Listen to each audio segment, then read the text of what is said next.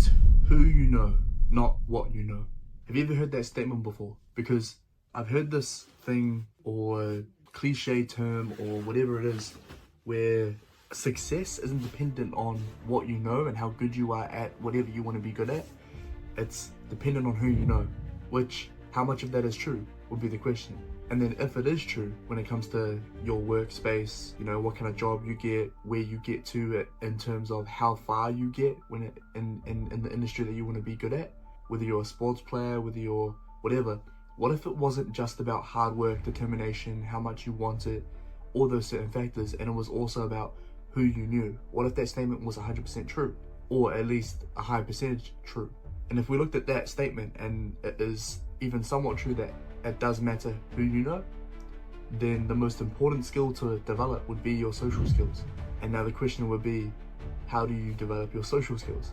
And that's what this video is about. Growing up, I've always had this ability to be able to meet people because I was constantly put in situations to meet people when I was younger. I was moving schools once like every year. Me and my mum were moving from place to place to place to place and never really settled at one school and had the same friend group. So every time I moved, I had to restart and make friends again, which then developed my skill of being able to meet anybody, being able to interact with anybody, have that social capability. And so I had to practice it over and over and over again. I want to give you 3 tips on how you can actually, if you repeat these things that you can do, then from step 1 to step 3, then eventually you probably will develop better social skills, which then will give you better opportunities, more doors will open, relationships are possibilities as well. A lot of things and happiness would happen for you if you develop the skill. Social skills are much more important than what people think, and I think kids and the young youth need to develop this as well. The first step that you want to sort out is, why are you wanting to be social in the first place? What are your intentions? Are you being genuine? Because you want to come from a genuine place. You always want to come from a genuine place. If you feel that you're meeting people to get something in return, well, you technically are. You are going to get something in return if you interact and send positive energy to the people around you. You will receive positive energy back and something positive in return. Now, whether it's just giving someone a compliment and getting a smile out of them and that makes you feel good about yourself, then that's something in return, isn't it?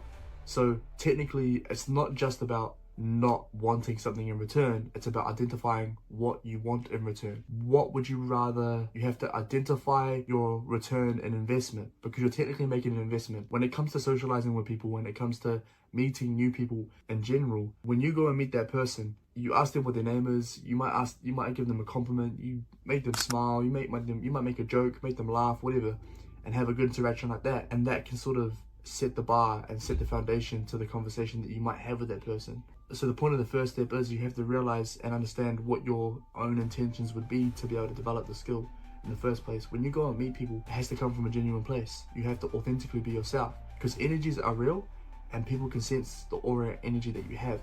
2 people can say the exact same things and get different reactions based on what their intentions are and based on what they want to get out of the conversation. You'll be able to understand what that is once you get practice and once you repetize meeting people in the first place. The next step, number 2, 2 different ways you can open an interaction. 1 as a question, 2 as a compliment. Those are 2 of the best ways that you can kind of set a basic rule of thumb to be able to think about, what are you going to say? You're going to say 1 compliment, you're going to pick something you like about them, or you're going to pick something that you're interested in. And so when you figure that thing out, whatever the first thing that comes to your mind, be authentic with it, be genuine with it, and actually genuinely be interested in whatever you want to ask them, or be real with your compliment. If someone has nice eyes, genuinely compliment that. They're like, whether it's, you know, a girl, guy, whatever, just say, hey, your eyes are beautiful, by the way. And they go, oh, thank you so much. It makes them smile.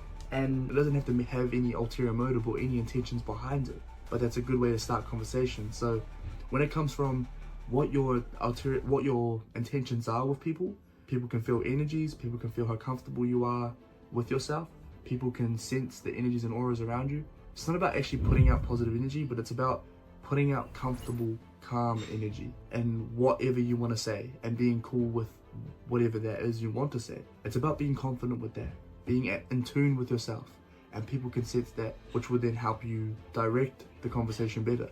So number 2 would definitely be, finding out what your opener will be.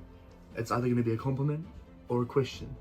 You could say, hey, I love your haircut, hey, I love your style really suits you. Those are cool ass pants, by the way. Or you could be like, if it's a question, you could be like, that book looks pretty interesting. What's it about? And then they tell you about the book, and then that could lead to so many different avenues that then you could learn something new, which is so beneficial in general. Learning is fucking good.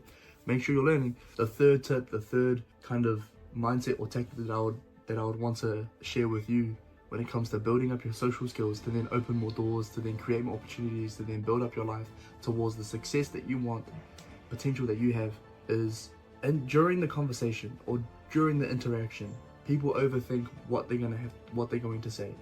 Oh, when I get in the conversation, what am I going to say then? Or what if I say this? Or what if I say the wrong thing? And it's like, it's actually not about what you say. It's not about what you say.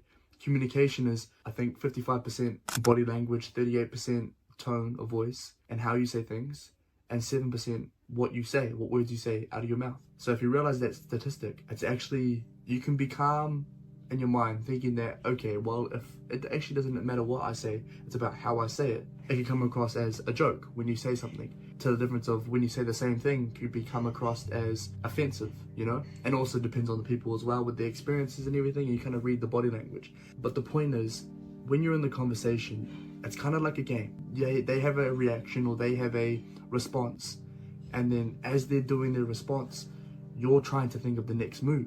You're trying to think of the next question, the next thing you're going to say, the next statement, you're thinking of the next move. And this is a game. It's their move, your move, their move, your move. And this is a game that we unconsciously play anyway. But if you consciously try and make the effort to then think of the next thing to say, even if it takes a little bit more effort than usual, because sometimes when it comes to like introverts or people that don't like to socialize much, it's going to take like a little bit more effort. But make the conscious effort, because that's what it takes to do anything. If you create the awareness of, okay, so I'm having a conversation with this person, I've just complimented the opener or asked them a question, they're explaining. As they're explaining, you're looking for an avenue to then build off.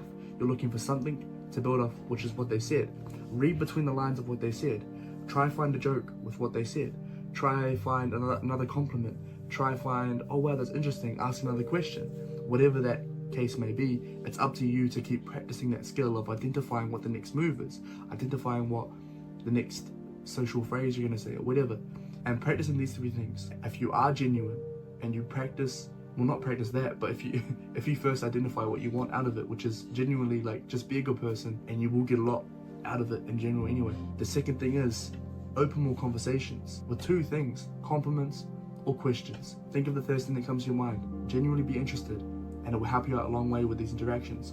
And the third thing is, during the conversation, it's not about what you say, it's how you say it. And also play the game of like, they play their card, you play your card, and you keep doing that. And you get better at thinking of interesting questions to ask, or you get better at understanding body language and facial expressions and putting them together to then form understanding of how they're feeling in that moment in time.